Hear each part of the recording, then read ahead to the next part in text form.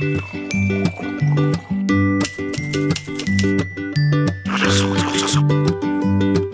mes petits Lexomil, c'est Caro. On se retrouve aujourd'hui pour une nouvelle vidéo. Et aujourd'hui c'est une vidéo un petit peu spéciale parce que je sais pas si vous avez remarqué mais ça fait un petit moment qu'on ne s'est pas vu. Enfin bon, là moi je vous vois pas, déjà parce que je suis myope. Et puis en plus parce que c'est le principe d'une vidéo, hein, c'est que c'est vous qui me regardez.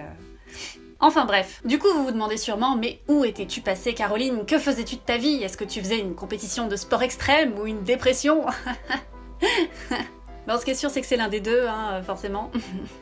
Je vous laisse deviner. I have depression! Et donc on se retrouve ensemble pour réaliser des shortbreads, qui signifie petit pain en anglais. Alors que ça n'a rien à voir, c'est pas des pains. C'est des biscuits, en fait. Le saviez-vous d'ailleurs, biscuit ça veut dire cuit deux fois, biscuit. BN ça veut dire biscuiterie nantaise, et LU ça vient de Lefebvre utile. Voilà, ça c'était pas utile par contre, mais...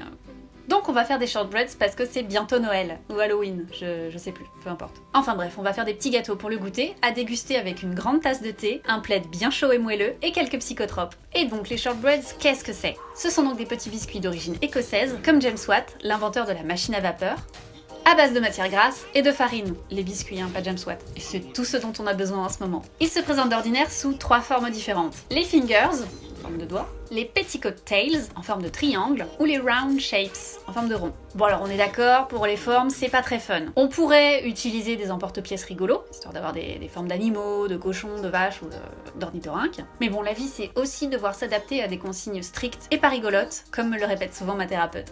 Du coup, on va plutôt se tourner vers le scrap cooking grâce à ce kit qui permet de customiser des biscuits avec des messages rigolos. Mais d'abord, la recette des shortbreads. Pour faire des shortbreads, il vous faut 100 g de cassonade, c'est du sucre qui est un petit peu brun. Vous voyez bien que je suis pas raciste, même mon sucre il est pas blanc, qu'on va mélanger à 150 g de beurre demi-sel mou ou 8 cuillères à soupe d'huile. Parce que de toute façon c'est du gras donc on s'en fout.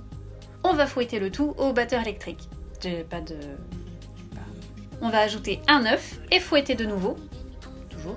Puis on va incorporer le zeste d'un citron. Bon alors personnellement, je trouve que le citron c'est un peu trop acide et ma vie en ce moment est déjà suffisamment piquante et acide. J'ai pas besoin d'en rajouter une couche, hein, j'ai pas besoin de remontée gastrique supplémentaire.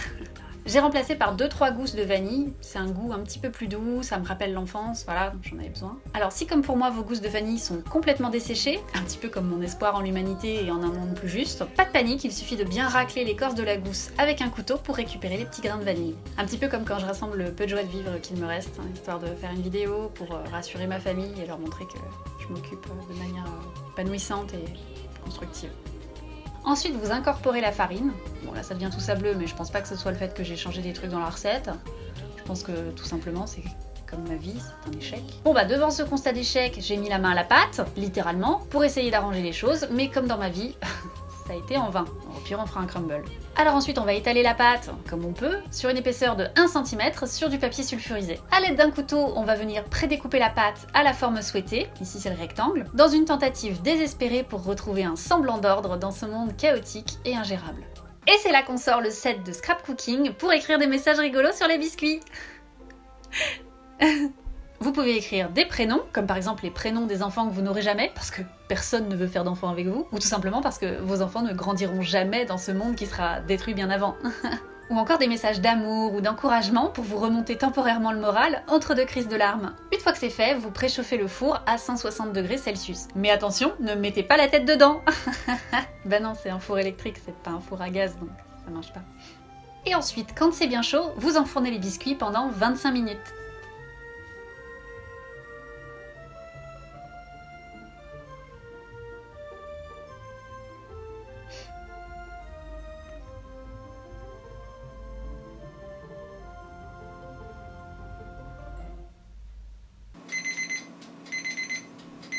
Et voilà, c'est prêt. Mais attention, avant de déguster, pensez à prendre de jolies photos pour mettre sur Instagram, histoire de faire croire à votre entourage que vous êtes heureux, épanoui et que votre vie est fantastique. Parce que c'est pas grave si votre vie est un mensonge tant que c'est bien mis en scène.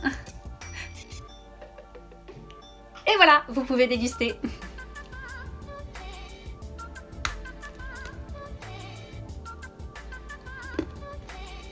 C'est un peu sec.